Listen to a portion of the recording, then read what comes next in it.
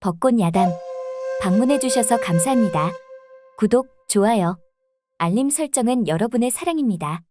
야담 이야기 시작하겠습니다. 조선 어느 마을에 귀염둥이 채아가 살았습니다. 채아는 사대부 가문의 이남 일녀 중 늦둥이 막내딸로 태어났죠. 오라버니들은 17살, 19살, 채아는 겨우 7살이었답니다. 그렇다 보니 채아는 이조판서 아버지와 오라버니들의 귀여움을 독차지하며 세상 무서울 것 없이 성장했습니다. 특히 큰 오라버니는 같이 외출할 때면 안아주고 업어주고 그리고 목마 태워주고 땅에 내려놓을 생각을 하지 않았죠. 그 반대로 작은 오라버니는 귀한 자식일수록 엄하게 키워야 한다며 위험할 때 스스로 방어할 수 있는 무예를 가르쳐야 한다는 신념에 도망쳐 다니는 채아를 잡아다가 가르쳤답니다.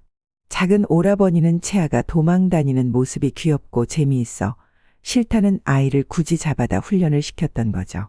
그러던 어느 날 밤 함께 주무셨던 아버지와 어머니가 알 수 없는 자객으로 죽음을 당하게 되었답니다. 채아는 아침에 일어나 보니 온 집안 사람들이 곡소리를 하며 안방에 다 모여 있는 것이 아니겠어요. 채아는 이런 상황이 무섭게 다가왔고 아버지와 어머니를 부르며 안방으로 뛰어갔답니다. 그때 큰 오라버니가 뛰어가는 채아를 품 안에 안았습니다. 채아야, 아버지와 어머니는 지금 깊은 잠에 드셨단다. 그리하여 볼 수가 없느니라. 어린 채아였지만 무엇을 아는지 소리내어 부모님이 보고 싶다며 서럽게 울었답니다. 얼마나 서럽게 울던지 그 모습을 지켜보는 모든 집안 사람들은 어린 채아가 불쌍해서 눈시울을 붉혔습니다. 그런데 부모님이 돌아가신 후로 이상하리만큼 채아는 부모님을 찾지도 울지도 않았습니다. 다만 작은 오라버니가 알려주는 무예를 군소리 없이 연습을 했죠. 큰 오라버니는 그런 채아를 보며 무예를 하며 힘든 마음을 달래는 것도 좋을 것 같다는 생각이 들었답니다. 그리하여 큰 오라버니는 말타기, 활쏘기, 체력 단련을 담당하여 알려주었습니다. 그리고 작은 오라버니는 작대기 하나로 사람을 압도할 수 있는 무예를 알려주었죠. 채아는 성장하며 점점 무예가 출중해지는 동시에 동네 나쁜 아이들은 죄다 패고 다녀 채아의 오라버니들은 채아의 불타는 정의감에 또 걱정이었죠. 오라버니들은 채아를 생각하며 담소를 나눴습니다. 형님, 채아를 늠름하게 키워 놓은 것 같아 뿌듯하지만 사내를 패고 들어오는 날이면 심장이 내려앉습니다. 아우야, 맞고 들어오는 채아보다는 차라리 패고 들어오는 것이 더 좋지 않느냐? 당연하지요. 허나 나쁜 사람들과 엮이다 보면 세상에 존재하면 안 되는 자들도 만나게 될까봐 그것이 걱정이 됩니다. 한편 어린 채아는 방에서 서책을 읽다 깜빡 잠이 들었답니다. 채아는 꿈을 꾸었죠. 채아는 갑자기 일어나 대성통곡을 하며 울었답니다. 대청마루에서 담소를 나누고 있던 오라버니들은 너무 놀라 채아한테 뛰어갔죠. 헌데 채아가 무엇에 놀랐는지 겁에 질려 팔딱팔딱 뛰며 울고 있는 것이 아니겠어요. 오열을 하는 어린 채아를 본 오라버니들은 가슴이 찢어지는 것 같았습니다. 허나 겁에 질려 울고 있는 채아를 먼저 안심시키는 것이 우선이었죠. 그리하여 큰 오라버니는 넓은 가슴에 채아를 폭 안고 등을 또닥이며 말하였답니다. 채아야, 괜찮다. 우리 옆에 있단다. 걱정하지 말고 안심하여라.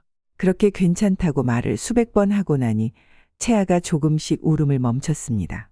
무엇이 무서워 울었냐고 물어봐도 기억이 나지 않는다며 아무 말도 하지 않았죠. 그렇게 세월이 흘러 채아가 17살이 되었답니다.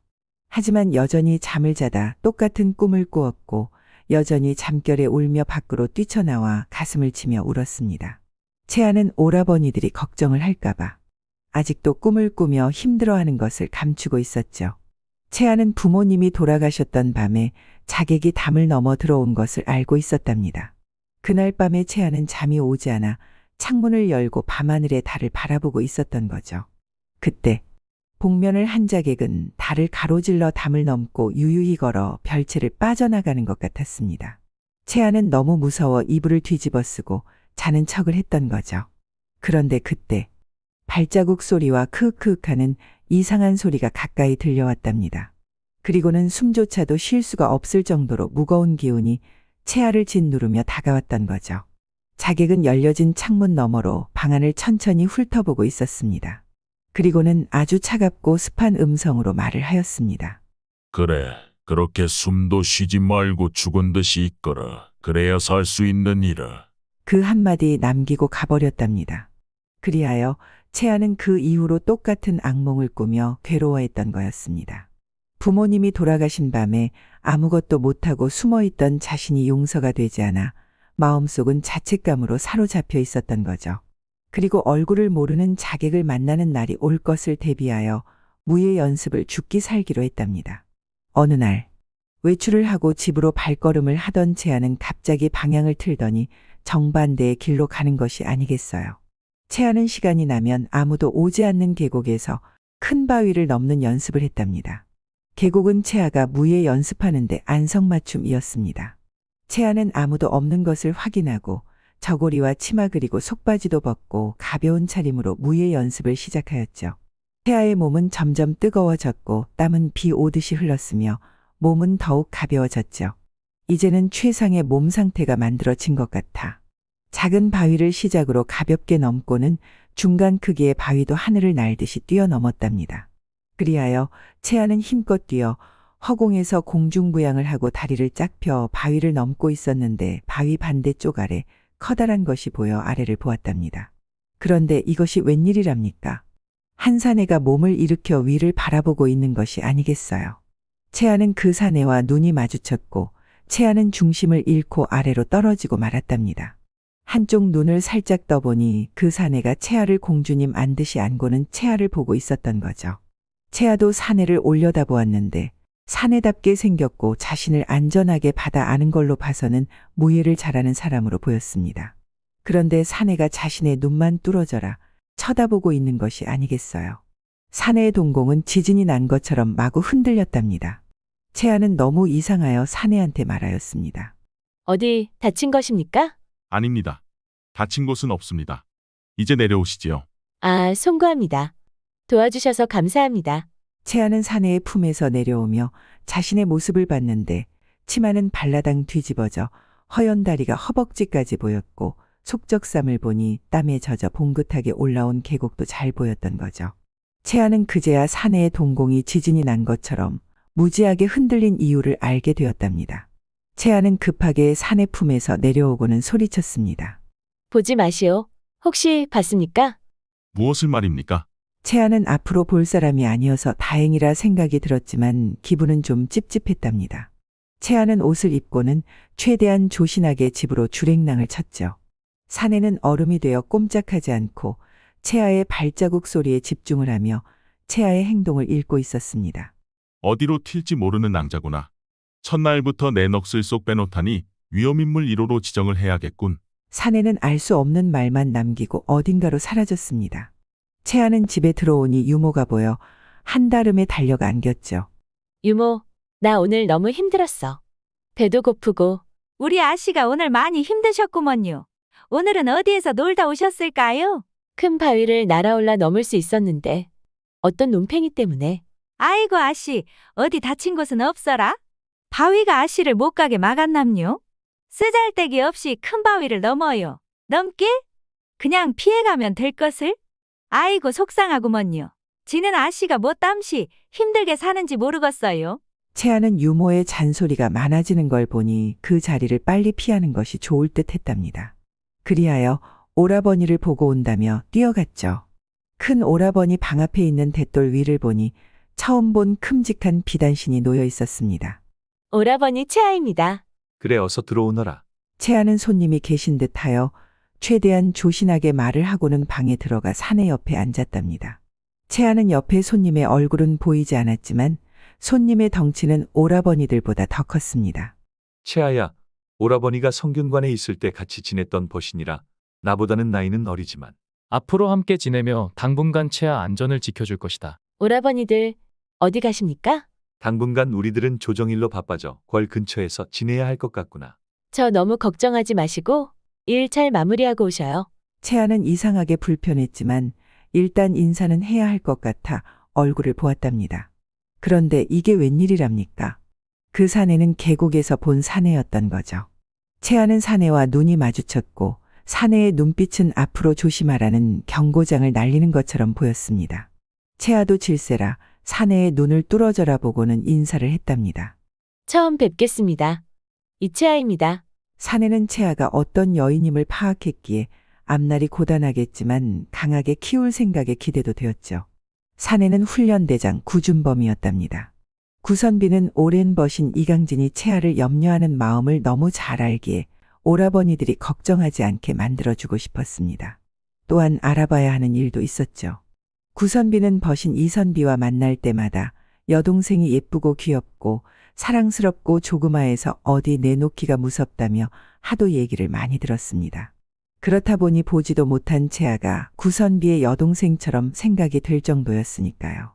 구선비 눈에는 조그마하게 보이기는 했지만 그렇게 예쁘지도 귀엽지도 특히 사랑스럽게 보이지는 않았답니다. 단지 어디로 튈지 모르는 천방지축 꼬맹이 위험인물 1호였던 거죠. 구선비는 아침에 일어나 채아가 지내는 별채로 들어가 보니 가관이었답니다.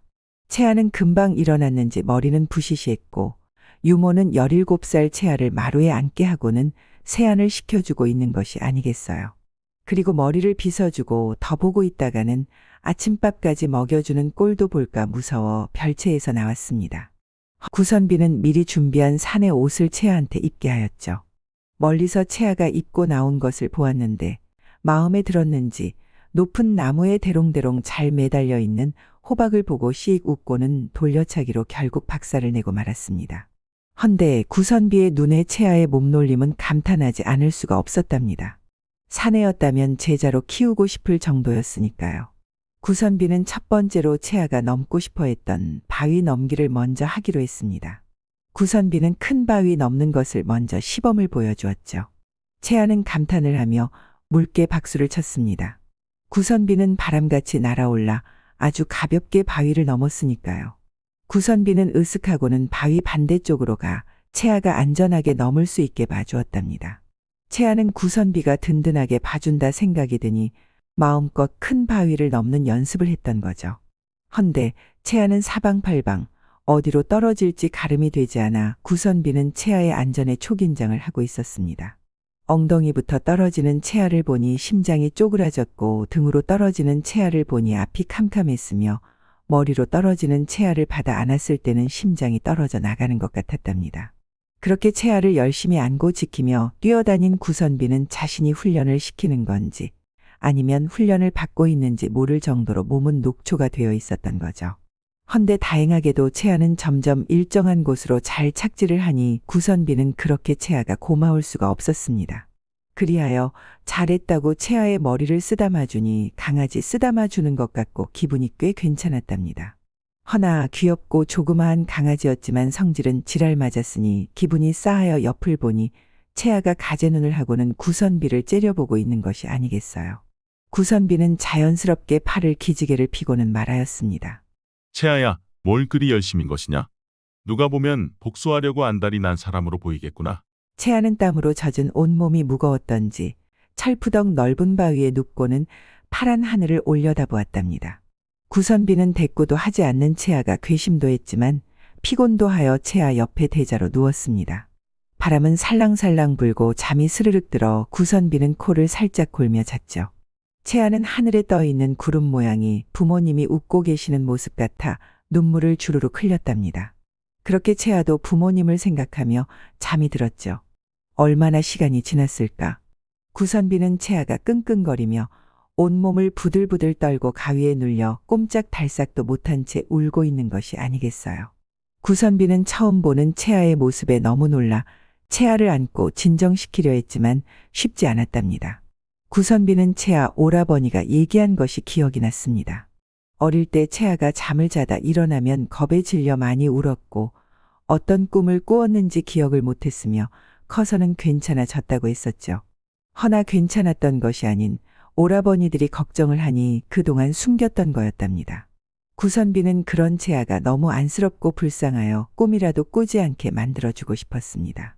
구선비는 채아를 품 안에 품고는 말하였답니다. 채아야, 너가 무서운 것이 있으면 내가 같이 있어줄 것이다.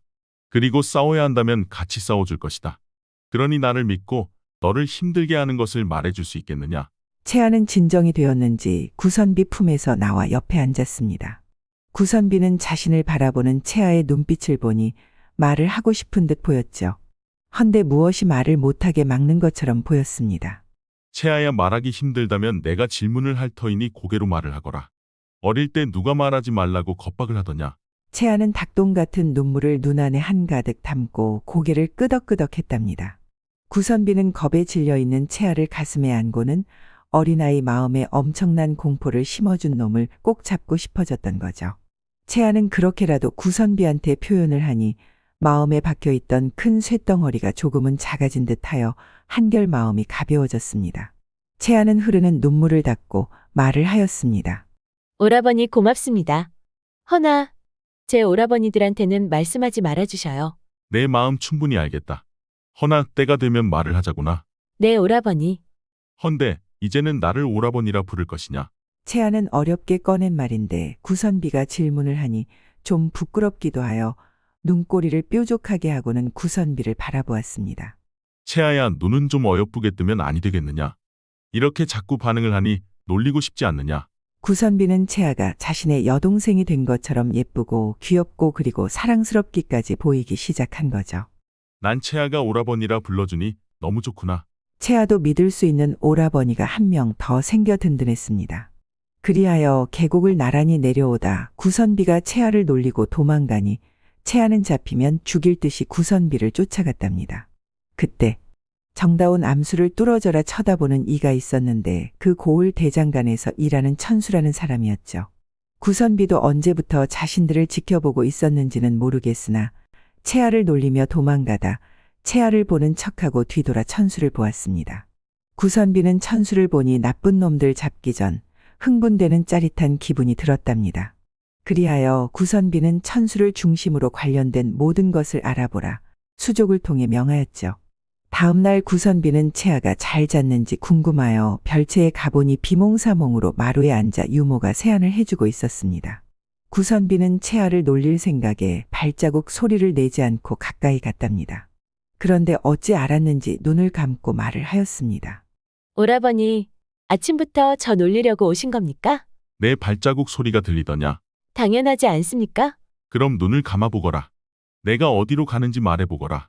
옆에 있던 유모는 구선비가 언제 왔는지 몰랐기에 채아하고 눈을 감고 들었습니다.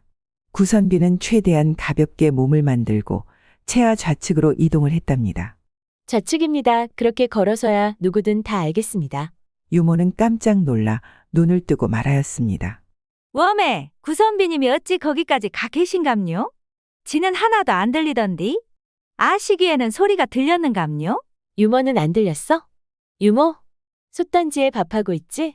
웜에 내 정신 보소. 아씨 좋아하는 누룽지 만든다고 뜸들이고 있었는디 다 타버렸겠는디요? 구선비는 채아의 청력을 확인을 하고 나니 부모님이 자객으로 당한 새벽에 채아는 분명 단서가 될 무언가를 들었을 거라 생각이 들었던 거죠. 구선비는 기회를 봐 채아한테 물어봐야겠다고 생각을 했답니다. 그나저나 천수라는 사람이 어떤 사람인지 파악이 되지 않은 이상 밖으로 나갈 수 없었죠. 그리하여 오늘은 집 마당에서 힘센 사내한테 몸이 잡혔을 때 빠져나오는 방법을 알려주기로 생각을 했습니다. 채아는 구선비와 마당에 마주보고 서 있었답니다. 채아야, 모든 사내는 너보다 힘이 세다고 항상 생각하거라. 내가 아무리 무예가 뛰어난다 한들 사내 손에 잡히면 못 빠져나온단다. 오라버니, 제가 작다 하여 너무 얕잡아 보는 것 아닌가요? 한번 나하고 힘을 겨뤄보겠느냐. 네, 그러지요. 구선비는 처음은 살살 팔을 잡아 당겨보기도 하고 다리를 잡아 당겨보기도 해보니 그런대로 채아가 잘 빠져나가는 것 같아 점점 강도를 높여갔답니다. 채아는 자신이 붙잡히지 않고 잘 빠져나오니 이 정도쯤이면 문제없다고 생각을 했습니다. 허나 지금부터가 시작인 줄은 꿈에도 생각을 못했던 거죠. 구선비는 채아 앞에서 높게 날라 공중에서 한 바퀴 회전을 하고 채아 뒤로 착지한 후 채아를 뒤에서 두 팔로 끌어안았답니다. 그때 봉긋하게 솟은 그 무언가가 말랑말랑하는 것이 아니겠어요. 그 순간 채아가 여인임을 깨닫게 되었습니다. 채아는 구선비가 자신의 봉긋한 곳을 팔로 끌어안고 있어 너무 당황스러웠으며 여인으로서 모든 것을 다 준 듯한 느낌까지 들었던 거죠. 채아는 구선비가 야속하게 느껴졌죠. 그래도 내가 여인인데 이렇게 남동생 다루듯이 하니 나를 여인으로 생각도 하지 않는 게지. 채아는 온 힘을 다해 구선비의 굵직한 팔에서 빠져나오려 했지만 꼼짝할 수가 없었답니다.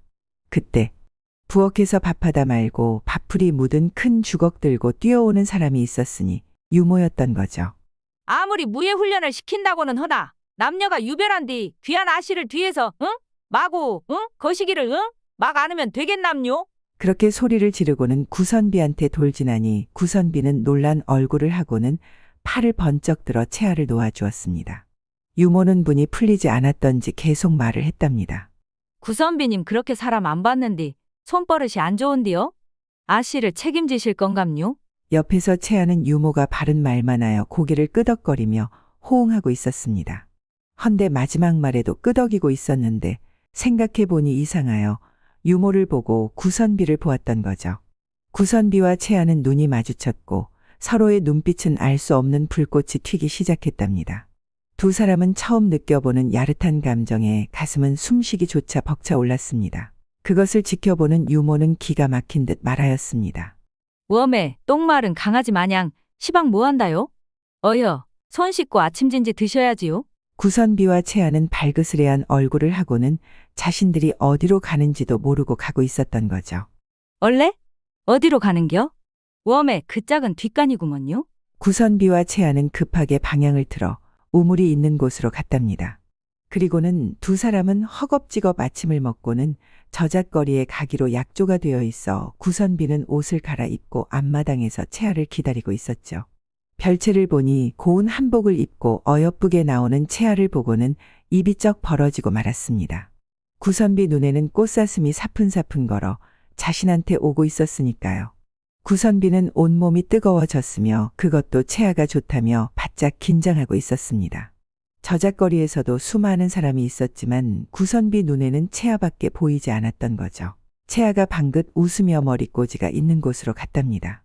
머리꼬지가 예쁘다며 구경을 하는 채아를 보니 여인인 채아를 귀하게 대해야겠다고 생각했죠. 그리하여 사람들이 채아를 치고 지나갈 것 같으면 자신의 품에 가둬 막아주었습니다. 채아는 구선비의 그런 행동에 가슴이 심쿵했던 거죠. 채아는 두 개의 머리꼬지를 하나씩 들고 머리에 올려 구선비한테 물어보았답니다. 오라버니, 어떤 머리꼬지가 저한테 잘 어울립니까? 구선비 눈에는 다 예뻐 보여 채아가 원하는 것을 모두 사주고 싶었습니다. 이것 2개 사겠소. 그렇게 두 사람은 이것저것 구경을 하며 뭐가 그리 즐거운지 얼굴에 웃음꽃이 활짝 펴 있었답니다. 그런데 그때 채아가 걸음을 멈추고 얼굴은 하얗게 질려 굳어 있는 것이 아니겠어요. 채아는 앞에 걸어가는 구선비의 소매 끝자락을 간신히 꼭 잡았습니다. 구선비는 채아가 옷자락을 잡고 있어 뒤를 바라보니 채아는 놀란 표정을 하고는 자신을 바라보고 있었답니다. 구선비의 심장은 덜컥 내려앉았고 채아를 자신의 품속으로 넣고는 도포자락으로 아무도 못 보게 가렸던 거죠. 그리고 무엇에 놀란 건지 주변을 살펴보니 호조판서 둘째 아들 김한 뒤로 좀 떨어져 걷는 천수가 보였습니다. 김한이라는 사람은 악랄하기로 소문난 사람이었죠. 얼굴을 보니 인상은 차가웠고 마치 독사 같은 느낌이 들었답니다.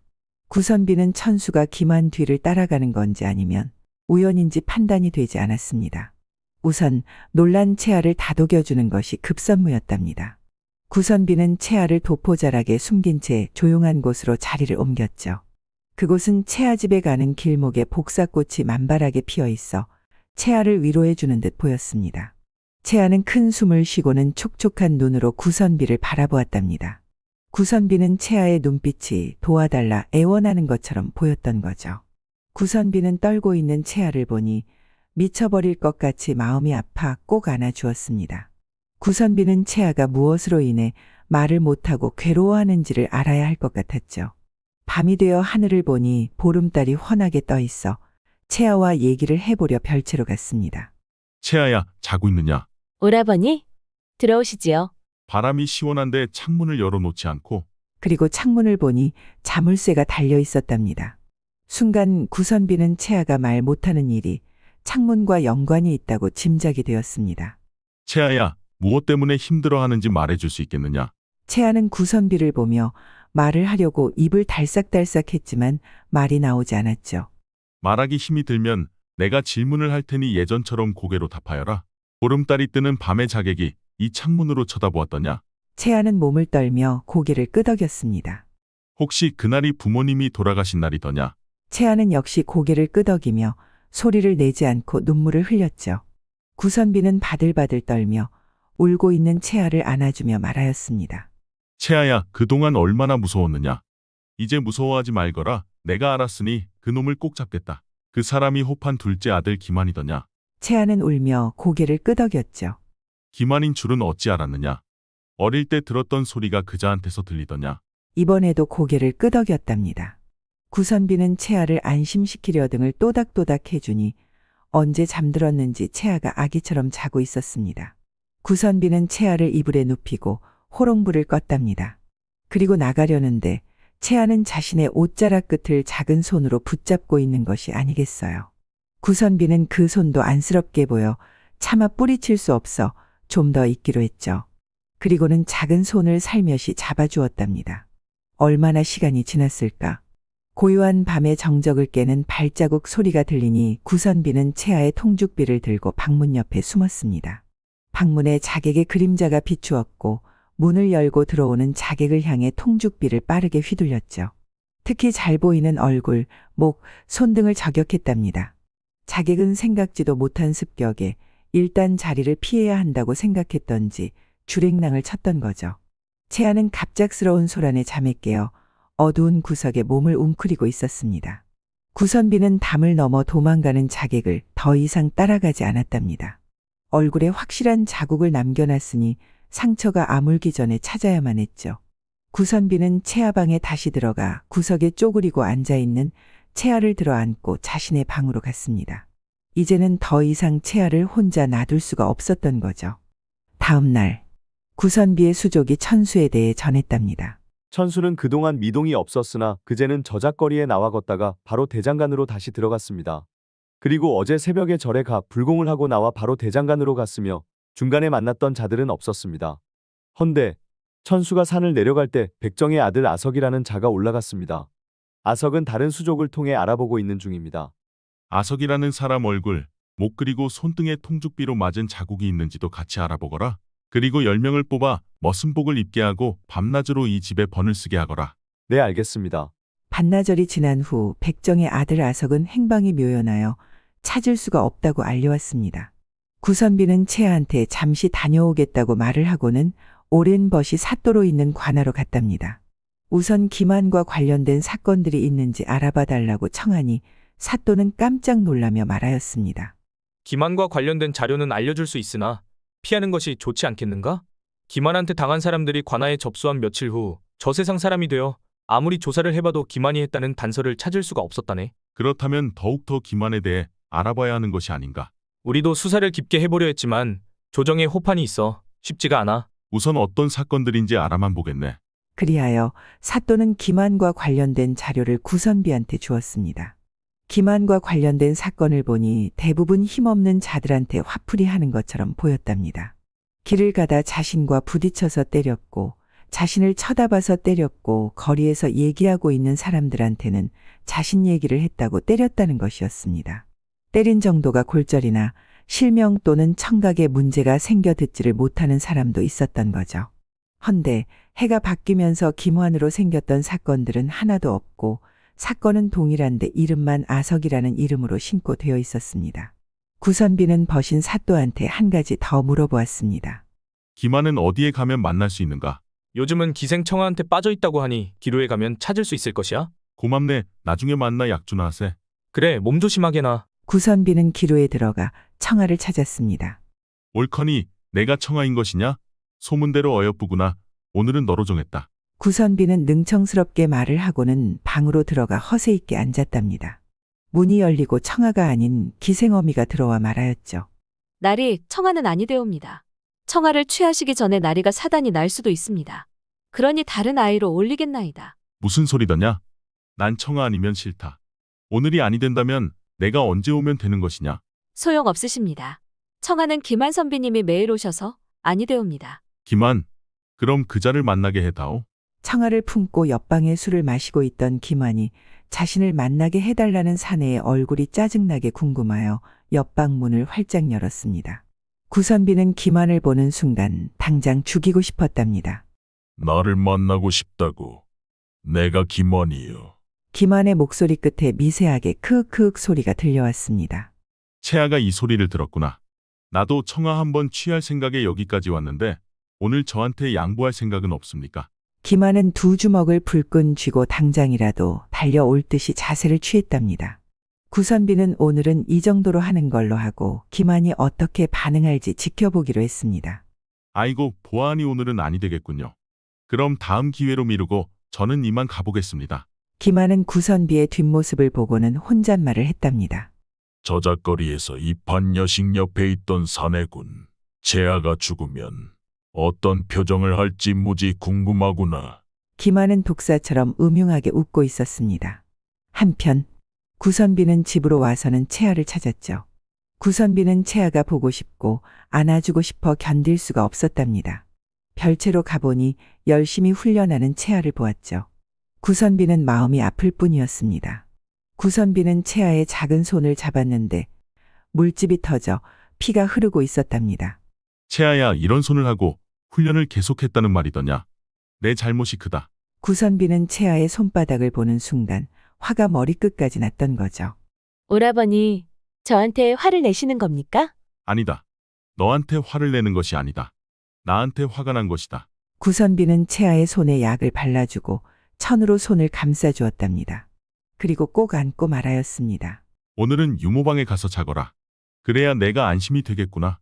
오라버니, 오늘 평소와 다릅니다.